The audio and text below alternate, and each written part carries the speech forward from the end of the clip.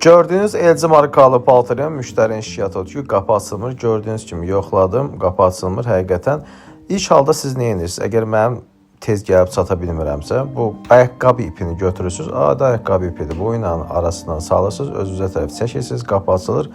Bunu sizə öyrətdiyim üçün heç olmasa bir dənə sağ ol yorumlarda yazarsınız. Paltrionla bağlı suallarınız var, yenə də yorumlarda yaza bilərsiniz. Təmirə ehtiyacınız var, yenə yorumlarda yaza bilərsiniz. Nömrə səhifədə var, zəng edə bilərsiniz. Bu əlimdəki nə idi? Ruçka. Bəli, bu qapını sökəcəm, artıq ruçkasını dəyişəcəm, sonra yoxlayacağım, görəcəksiniz necə özü əllə sakit asılacaq. Bu ruçkanın dilidir.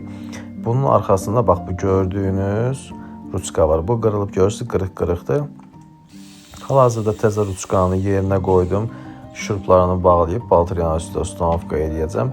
Ruçkanın qırılma səbəbi haqqında bizi dənə məlumat deyəcəm.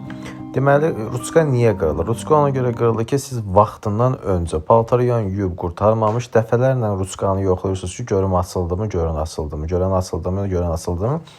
Hər dəfə ruçkanı boşuna dartdığınız zaman zədələnir və zədələnər günlərin bir günü qırılır, əlinizdə qalır. Ona görə gözlüyün paltaryan qapısı tam buraxandan sonra bir dəfə vurun, açılsın. Hal-hazırda paltaryanın ruçkasını dəyişdim. Petlərin üstünə ustanovka edib paltaryanın üstündə yoxlayacağım.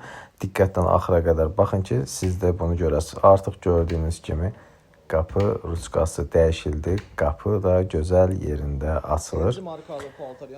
Belə. Kimin paltaryanına bağlı nə sual var, nömrə səhifədə var. Ruçka dəyişildi, hazır.